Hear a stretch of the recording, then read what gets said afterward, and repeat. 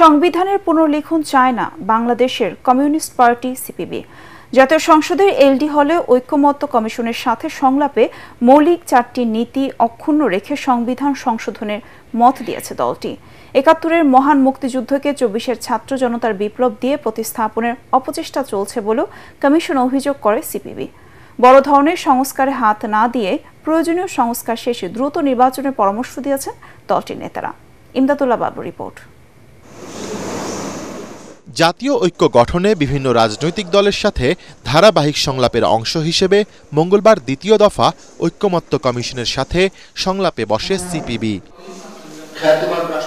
স্বাগত বক্তব্যে ঐক্যমত্য কমিশনের সহসভাপতি আলী রিয়াজ জানান, ভবিষ্যৎ বাংলাদেশের পথরেখা নির্ধারণে রাজনৈতিক দলগুলোকে ঐক্যমতে পৌঁছাতে কাজ করছে কমিশন। ফ্যাসিবাদী শাসনকে পরাস্ত করা বিজয়ের এক ধাপ মাত্র, কিন্তু রাষ্ট্র কাঠামোকে বদলে দিয়ে নাগরিকদের অধিকার সুরক্ষা করা, সমতার বিধান নিশ্চিত করা, আইনের শাসন প্রতিষ্ঠা করা, এগুলো এক দীর্ঘমেয়াদী সংগ্রামেরই অংশ।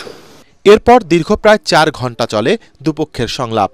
এতে ৬টি কমিশনের ১৭৭টি প্রস্তাবনা সিপিবির কাছে তুলে ধরা হয়। এ সময় জাতীয়তাবাদ, সমাজতন্ত্র, গণতন্ত্র ও ধর্মনিরপেক্ষতা এই মূল 4টি নীতি ঠিক রেখে সংবিধান সংশোধনের মত দেন তারা। ৭১-কে অনেক সময় ২৪ দিয়ে রিপ্লেস করা হচ্ছে।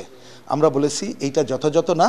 মুক্তিযুদ্ধের চেতনা যেমন থাকবে, অবশ্যই ২৪-এর গণঅভ্যুত্থানের আকাঙ্ক্ষাও থাকবে। 2 টার্মের বেশি প্রধানমন্ত্রী না থাকা আমরা ঐক্যমত্য পোষণ করেছি। তবে আমরা বলেছি এমন কোনো বিতর্কিত বিষয় সামনে আনা উচিত হবে না যেটা আমাদের নির্বাচনকে বিলম্বিত করে। যত দ্রুত সম্ভব নির্বাচন ব্যবস্থার আমূল সংস্কার করে আমরা নির্বাচনের জায়গায় যেতে চাই। সংবিধান পুনর্লেখনের আমরা বিরুদ্ধে। ৭২-এর সংবিধানকে বাতিল করতে হবে, মুক্তিযুদ্ধ গিয়ে করতে হবে, এগুলো গণঅভ্যুত্থানের আকাঙ্ক্ষার মধ্যে ছিল না। সেই বিতর্কে না যাওয়ার পক্ষে আমরা বলেছি। যদিও এখানে আরও ডিটেইল তাদের সাথে সামনের বার আলোচনা হবে। সবকিছু নির্বাচিত পার্লামেন্টের মধ্য দিয়ে এগুলো করতে হবে। বাইরে কোনো মানে দিয়ে সমন জারি করে এক্সট্রা করে এটা করা ঠিক হবে না। এ পর্যন্ত ৩১টি রাজনৈতিক দলের সাথে সংলাপ করেছে জাতীয় ঐক্যমত্য কমিশন।